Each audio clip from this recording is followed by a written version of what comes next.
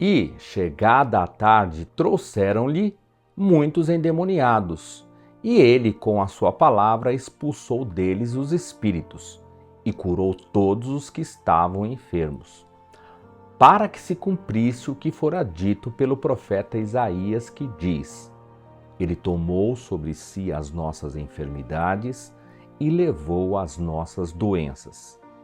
E Jesus, vendo em torno de si uma grande multidão, ordenou que passassem para o outro lado.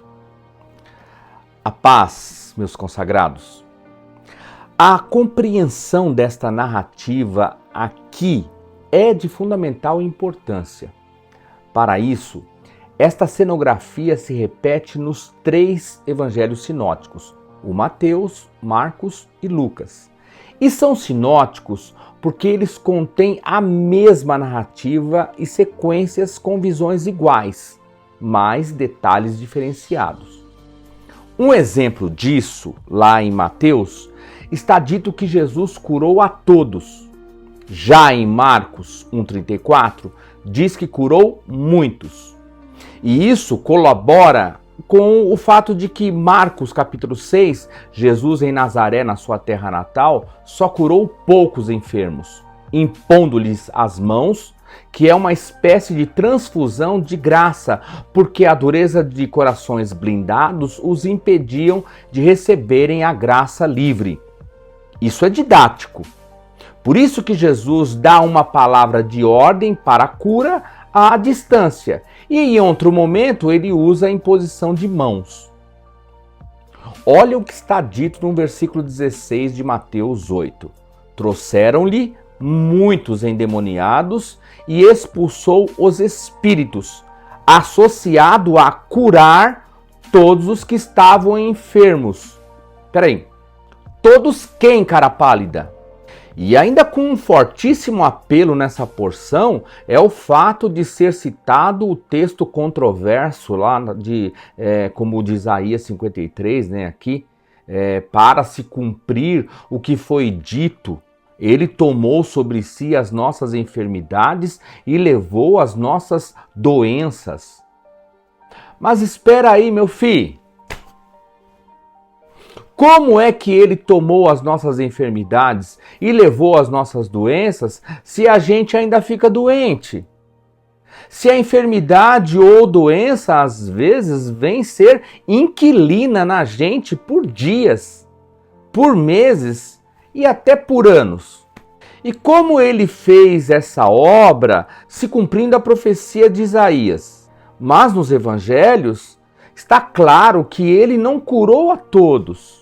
Lembra lá do tanque de Betesda? Um lugar que jazia uma multidão ali esperando o anjo agitar a água anualmente e apenas um foi curado? Como lidar com isso sob a luz de Isaías 53? Como? Jesus, ele encarna e historifica esta palavra profética, este vaticínio de Deus contra toda enfermidade e contra toda doença humana. Bem, vamos lá. Esses endemoniados aqui nesse texto têm uma significante realidade morando neles, enfermidades e doenças, Isaías 53. Mas não são sinônimos? Não é a mesma coisa? Enfermidade e doença?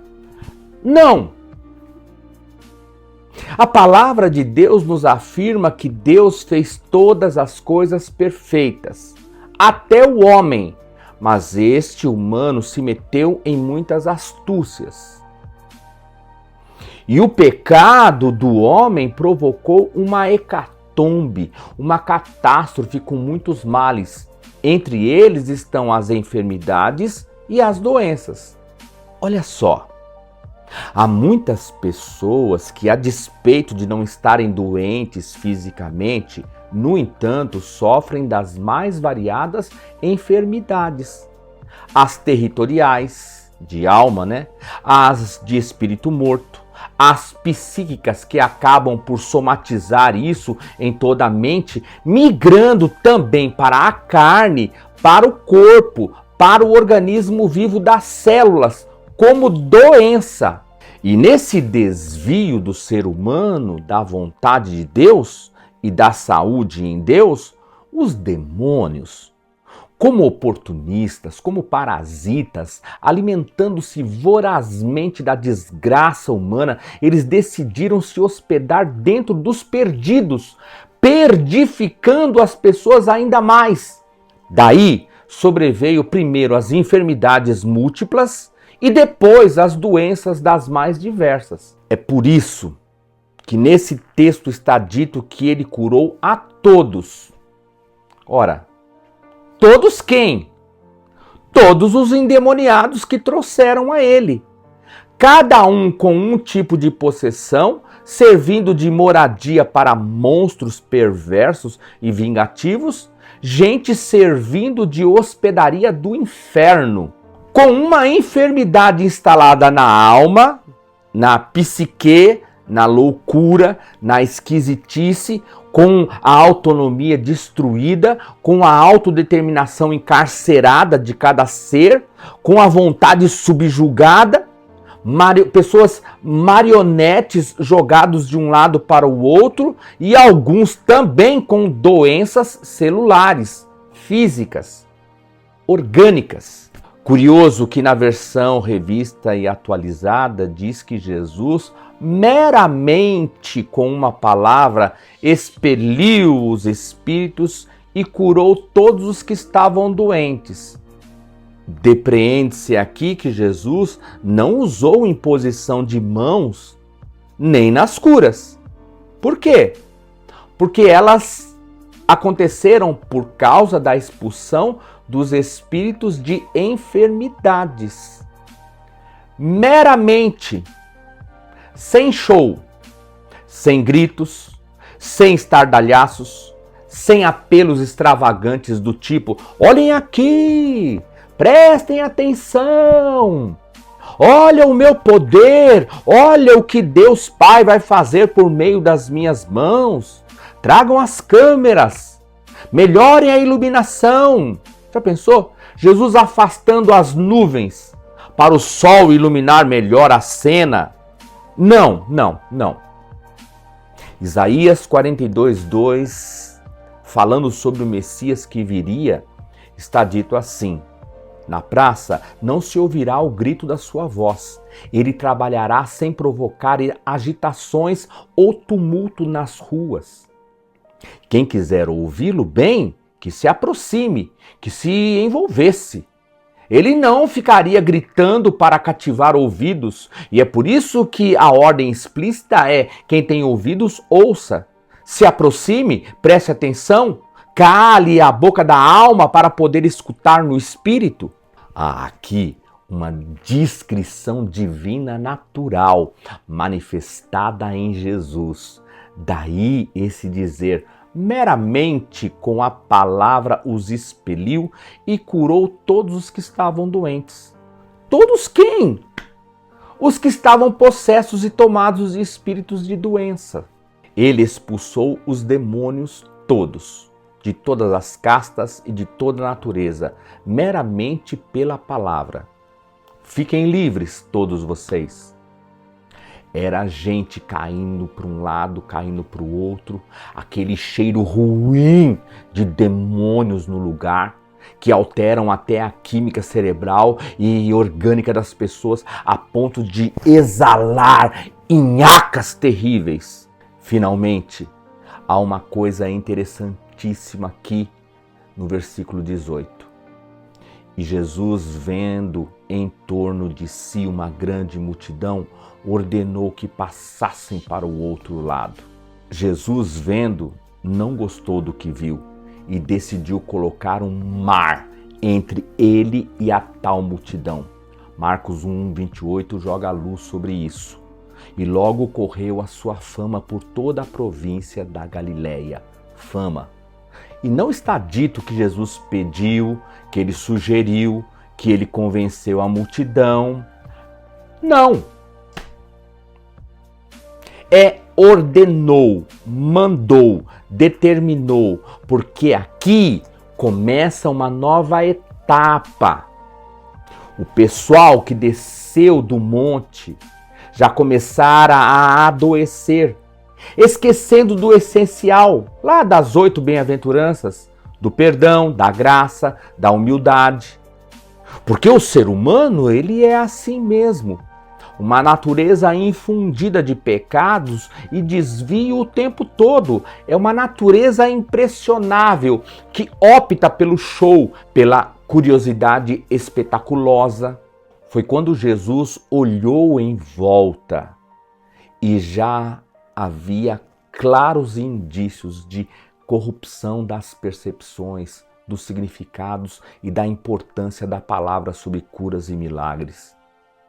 E Jesus cria a primeira peneira, o primeiro filtro. Ele manda a multidão para longe dele.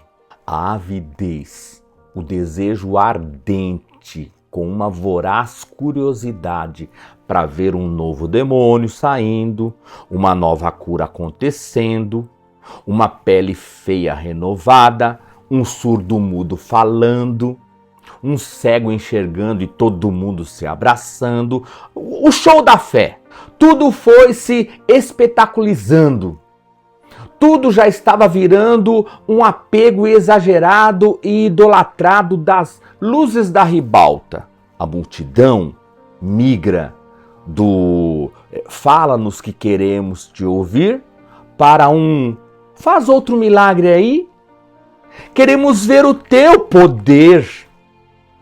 Eles entram num estado de perplexidade fetichizante.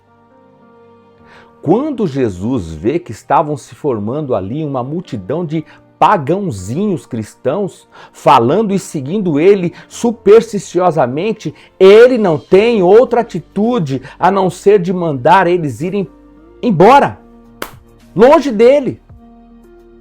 Jesus se viu num palco perigoso, com luzes para transformá-lo em um deusinho novo, em um emocional ídolo.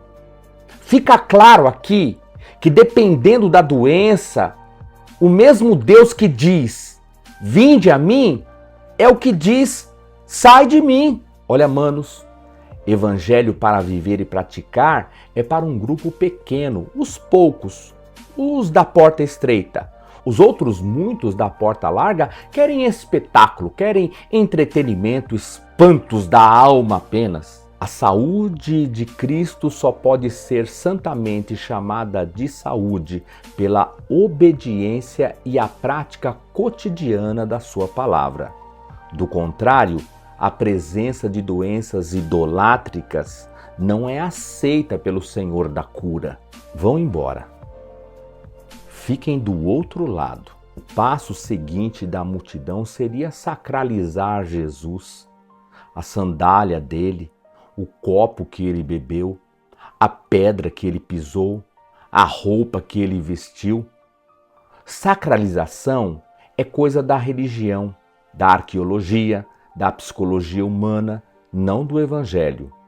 Jesus não é sacro, ele é santo. O sacro pertence à anatomia do culto, do ritual religioso.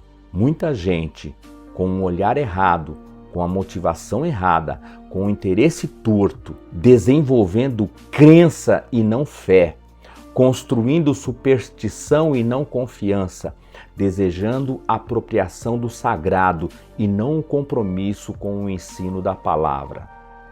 O Evangelho do Reino de Deus diz respeito à relação pessoal com Deus e com as pessoas, não com as crendices e com as mágicas.